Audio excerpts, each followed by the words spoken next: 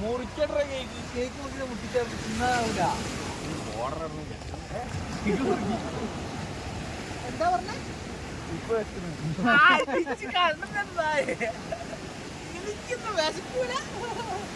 സമയം കൊറേ ആയില്ലല്ലേ?